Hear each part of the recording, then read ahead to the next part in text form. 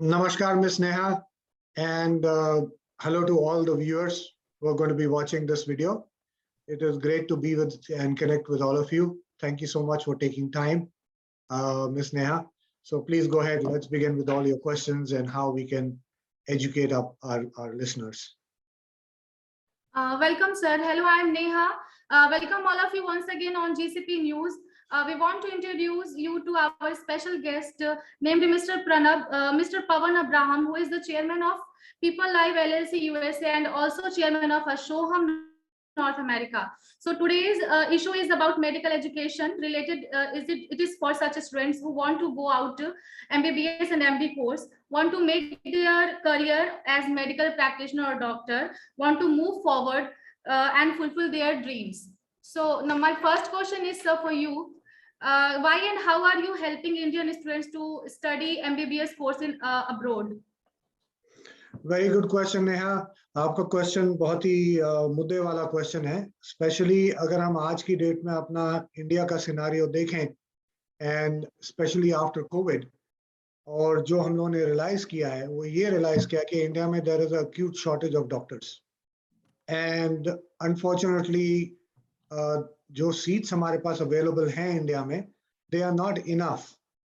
And ऐसा नहीं है कि हमारे बच्चे जो हैं they are not qualified or they are not intellectually capable of getting admission.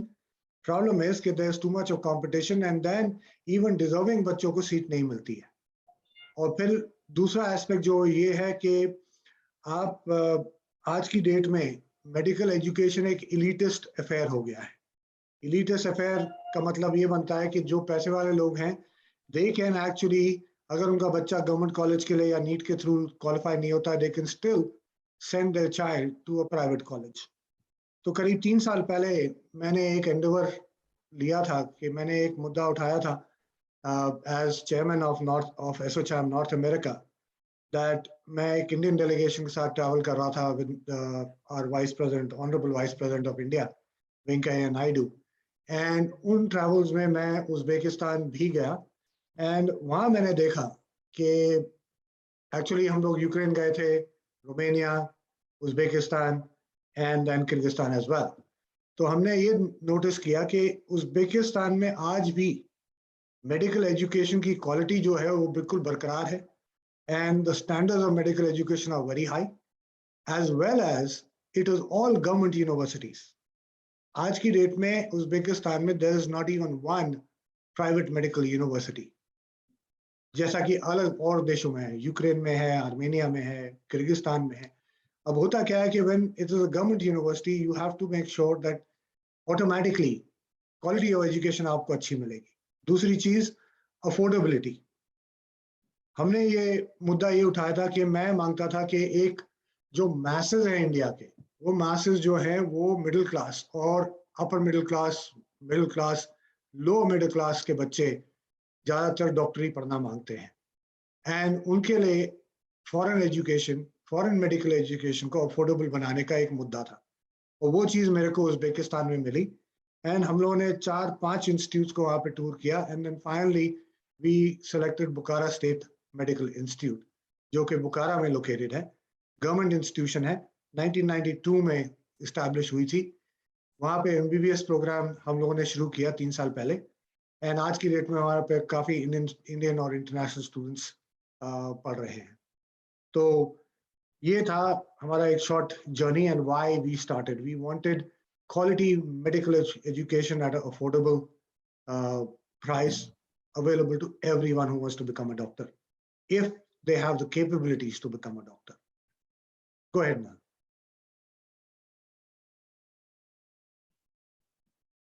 Neha, we cannot hear you.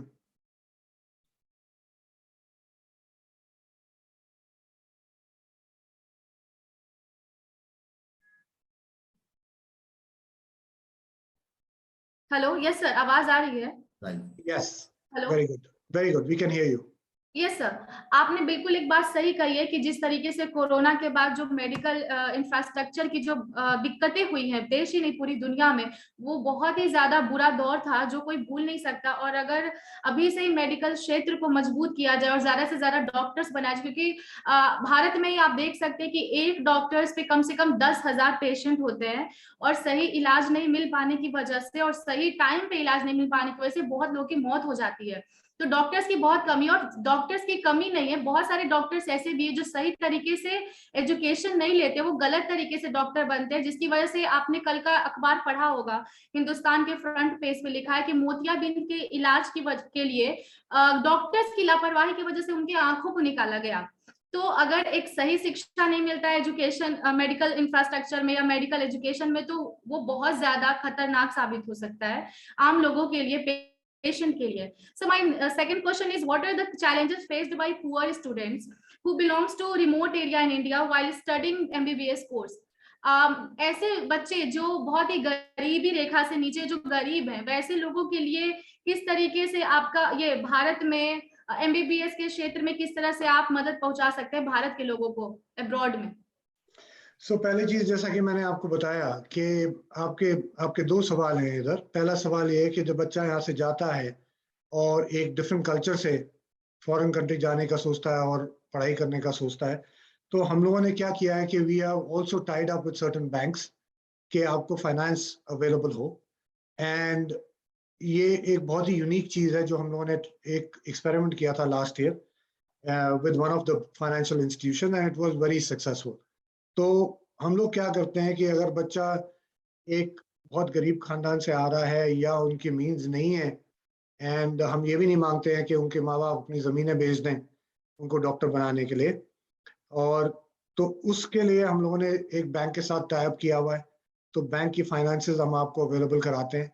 Second thing, जो कल्चरल डिफरेंस आता है उसके लिए हम यहाँ पे हमारी कंपनी जो है पीपल हाइव, हम बच्चे को उज़्बेकिस्तान जाने से पहले हम उन बच्चों को तैयार करते हैं, उधर का कल्चर उनको बताते हैं। तो हफ्ता 2 हफ्ते की हमारी ओरिएंटेशन होती है जिसके लिए हम कोई फीस नहीं चार्ज करते, ठीक है। और मेरे साथ मेरे एक कलीग हैं जो इंडिया में हमारी कंपनी के इंचार्ज हैं, हमारी कंपनी के डायरेक्टर हैं, mister Pramod Joshi. So mister Joshi, I will open the stage for you can take this question as well. नमस्कार। नमस्कार नमस्कार सर, आपका बहुत बहुत स्वागत है जीसीपी न्यूज में। सर, मेरा आपसे सवाल ये है कि do MBBS courses in abroad is approved by the Indian government and medical Council of India? क्या भारत सरकार के द्वारा ये अप्रूव्ड है और मेडिकल काउंसिल ऑफ इंडिया के द्वारा एमबीबीएस कोर्सेज अब्रॉड में? या नेहा जी, बिल्कुल। ये जितने भी कोर्सेज हैं, हम जो एमबीबीएस कोर्सेज करा रहे हैं अब्रॉड में, स्पेशली बुखारा स्टेट मेडिकल यूनिवर्सिटी में, बुखारा स्टेट मेडिकल यूनिवर्सिटी में जितने भी एमबीबीएस के कोर्स कराए जाए, they all are approved by Indian government, right. और इस कोर्स को कंप्लीट करने के बाद, जो कि 5 साल का कोर्स है, इसको 5 साल कंप्लीट करने के बाद बच्चा कहीं भी अपनी प्रैक्टिस कर सकता है। ठीक है, एक सर्टेन एग्जाम होते हैं हर जगह, हर कंट्री, बिकॉज आप इंटरनेशनल एजुकेशन जब लेते हैं तो उसके बाद जो एग्जाम क्वालिफाई करना पड़ता है वो आप स्टूडेंट को करना पड़ेगा, that is other thing, but they all are valid. And then besides this, Neha ji, we जो एमबीबीएस कोर्स है बुखारा स्टेट मेडिकल इंस्टीट्यूट का, that is recognised by erstwhile Medical Council of India, जो कि आज की डेट से नेशनल मेडिकल कमीशन के नाम से जाना जाता है। This course, the institution is all recognised, and ये एक 5 ईयर एमबीबीएस कोर्स है जिसका करिकुला जो है वो जो शेड्यूल 1 है एमसीआई का या नेशनल मेडिकल कमीशन का, उसके हिसाब से ये करिकुला वहाँ पे पढ़ाया जा रहा है। और ये करिकुला जो वहाँ पढ़ाया जाता है वो 100% अप्रूव्ड है by national medical commission. And ना केवल national medical commission but also international recognition, जैसे कि फेमियर हो गया, WHO हो गया, एंड देन अभी हम रिसेंटली IAR रिकॉग्निशन भी करवा रहे हैं, जो बच्चों को CIS सेंट्रल एशियन कंट्रीज में भी रिकॉग्निशन देगा इस प्रोग्राम को। और इन बच्चों को 5 साल के बाद, 5 साल की डिग्री के बाद, they are given a licence to practise in Uzbekistan, जैसा कि वहाँ के एक लोकल बच्चे को लाइसेंस मिलता है to practise medicine, same licence is given to the Indian students. और जो कि अभी एक मेरे को बड़ी खुशी होती है बताते हुए और आप लोगों के साथ शेयर करते हुए कि अभी 18 नवंबर को एक गैजेट निकाला है गवर्नमेंट ऑफ इंडिया ने एंड नेशनल मेडिकल कमीशन में, जिसमें क्लियरली लिखा हुआ है अगर बच्चे वहां से फॉरेन ग्रेजुएट जब इंडिया आते हैं तो उनको प्रैक्टिस करने के लिए उसमें एक एलिजिबिलिटी क्लॉज ये है कि आपके पास जिस कंट्री से आपने एमबीबीएस किया है, जिस कंट्री से आपकी एमबीबीएस डिग्री है, उसी कंट्री से आपके पास वहां का लाइसेंस होना चाहिए to practise in that country. तो ये एक बहुत बड़ी बात है और एक हमारे लिए बहुत फक्र की बात है कि हमने जब ये प्रोग्राम शुरू किया था और रिकग्नाइज करवाया था तो हमने government of Uzbekistan, ministry of higher education, ministry of health से ये एक पिटीशन डाली थी और उन्होंने इसको अप्रूव किया कि हाँ, जो इंटरनेशनल स्टूडेंट्स आएंगे उनको वही स्टैंडर्ड से पढ़ाया जाएगा, उतने ही प्रैक्टिकल आवर्स मिलेंगे, because we want them to come and practise in our country. ना केवल इंडिया में ये प्रॉब्लम है कि हमारे पास डॉक्टर्स नहीं है, ये ग्लोबल प्रॉब्लम है, ये इवन उज्बेकिस्तान में प्रॉब्लम है, राइट? तो हमारे बच्चों के लिए एक बहुत अच्छी अपॉर्चुनिटी है। Go ahead. भारत जैसे सर बहुत ही ज्यादा घनी आबादी वाले देश के लिए डॉक्टर्स की कमी बहुत बड़ी समस्या हो सकती है, तो आप जो काम कर रहे हैं वो बहुत ही सराहनीय है। मेरा क्वेश्चन है मिस्टर जोशी से कि sir what are the benefits of studying MBBS degree in Uzbekistan at Bukhara state medical institute? क्या बेनिफिट्स होंगे अगर वो उज्बेकिस्तान के बुखारा स्टेट मेडिकल इंस्टीट्यूट में पढ़ाई करते हैं एमबीबीएस की? तो देखिए Neha ji, Bukhara state Medical University one of the best college of Uzbekistan, और जब बच्चा वहां पर जाता है तो उसे इंटरनेशनल स्टैंडर्ड की पढ़ाई करने को मिलती है। वही स्टैंडर्ड जो इंडिया में फॉलो हो रहा है या किसी भी और कंट्री में फॉलो हो रहा है, वो स्टैंडर्ड उसको मिलता है। सेकंड, जो उसको वहां पर कल्चर मिलता है वो सिमिलर टू इंडिया होता है। आपको जब वहां बच्चा, क्योंकि हमारे बच्चे की सबसे बड़ी परेशानी होती है जब बच्चा इंडिया से निकल कर जाता है और एक मिडिल क्लास निकल के जाता है, तो पेरेंट्स को और बच्चे को बहुत सारे उसके दिमाग में क्वेश्चन होते हैं कि वहां जाकर हम एडजस्ट हो पाएंगे, नहीं हो पाएंगे, वहां की पढ़ाई कैसे होगी। तो मैं उनको बताना चाहूंगा कि जो बीएसएमआई बुखारा स्टेट मेडिकल यूनिवर्सिटी है, इसके अंदर इंटरनेशनल स्टैंडर्ड की पढ़ाई होती है। सेकंड थिंग, जो वहाँ कल्चर मिलता है बच्चों को, एक एटमोस्फेयर ऑलमोस्ट इंडियन कल्चर मिलता है। वी प्रोवाइड, वहां पर कैंटीन फैसिलिटी मिलती है, फूडिंग मिलती है, सब कुछ इंडियन होता है। तो बच्चों को वहां जाकर ना तो पढ़ाई में कोई दिक्कत आती है, ना वहां पर स्टे करने में कोई दिक्कत आती है। और सबसे बड़ी बात है कि वहां से जो एजुकेशन करके निकलते हैं और साथ में वहीं पर उनको प्रैक्टिस कराई जाती है, जो साथ में ही उनका अपना मेडिकल हॉस्पिटल है, उसके अंदर प्रैक्टिसिंग आवर्स मिलते हैं। तो जो भी एक इंटरनेशनल कॉलेज में मिलता है वो यहाँ पे मिलता है। सबसे बड़ी बात है कि अगर हम कंपेयर करते हैं फीस को, क्योंकि हमारा जो फोकस है, बिकॉज इंडिया में हर बच्चा मेडिकल की एजुकेशन लेना चाहता है, वो नहीं ले पा रहा, तो उसको अगर हम कंपेयर करते हैं तो फी में भी वो किसी भी डेवलप्ड कंट्री के मुकाबले फी स्ट्रक्चर उसका बहुत कम है, जो किसी के लिए भी अफोर्डेबल है। और अभी जैसे मिस्टर अब्राहम ने बताया भी कि अगर किसी बच्चे के लिए फी अफोर्ड करना टफ होता तो वो हम उसके लिए हमने कुछ जगह टाई अप किए हैं जिसमें हम उनके लिए लोन भी प्रोवाइड करते हैं। यस सर, बैंक से फाइनेंस करवाएंगे आप? Exactly. Yes sir. Mister Pawan ji, sir ये what are the process of studying MBBS courses in abroad की क्या प्रोसेस है? तो इसका प्रोसेस एक बड़ा ही सिंपल प्रोसेस है। सो हम लोग जो हैं, people hive, we are authorised exclusive partners of Bukhara state medical institute university. और अगेन मैं एक चीज बताना मांगूंगा यहाँ पे कि आज इस साल 2020-2021 के लिए बुखारा स्टेट मेडिकल इंस्टीट्यूट को यूनिवर्सिटी का दर्जा दिया गया है by the honourable president of Uzbekistan.